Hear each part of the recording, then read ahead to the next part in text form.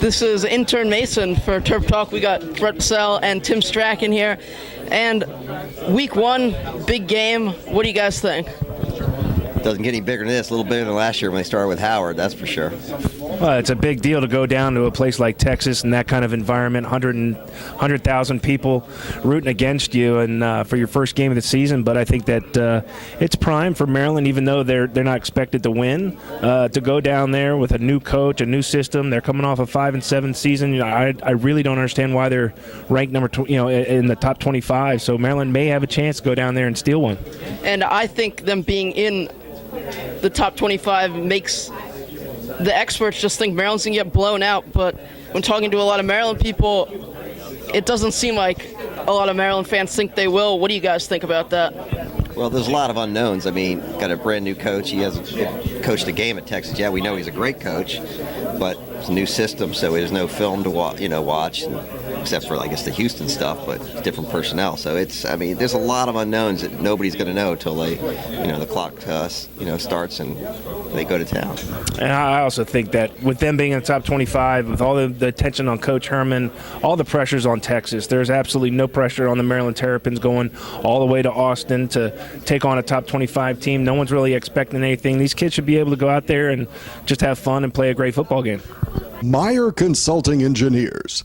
In the past 5 years, our organization has completed over 1,300 projects in the U.S. and abroad, including many structures at the University of Maryland. For structural engineering and materials testing and inspection, call Meyer Consulting Engineers. As a guy that looks at the stats and really has to focus on every play, what do you look for when you're watching the game? You look for trends. You see, which running backs are doing well, which plays are working, big gains, what's not working. I mean, are they, last year, obviously, they struggled a little bit in the passing game. Is the pass protection improved? How many yards per catch are they making? How many yards after catch are they making? Things like that. That really shows you, what's going on in the game. To be honest with you, Brett's being modest. We do have a monitor that has overall stats, but what Brett's able to provide Johnny and I during the game is, as he said, trends. You don't get things by quarter. You don't get things by series. He's able to tell us, in the second quarter, third quarter, Texas has gone 5 for 11 in the last 3 series or something like that in terms of throwing the ball. Little tidbits like that when you're listening to us on the radio and we sound really smart, it's really Brett who's making us sound smart. Well, Tim, you've been in quarterback battles throughout your playing career. What does it feel like for Tyrell Pigrome after he's won this job? It feels great. You feel like you put in all the work, you put in all the effort in the offseason. He's had a lot of things he's got to work on and improve on, and to be able to be named starter is a big deal for him. It's a big deal for the team. I know that the players are behind him. He's a dynamic player, and if he can really improve and get some consistency in that passing game, I think he's going to be fun to watch. Let me interject real quick.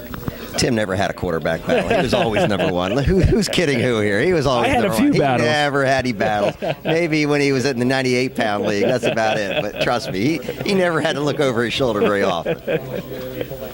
For Intern Mason, Tim Strachan, and Brett Bessell, we'll see you from Maryland Stadium.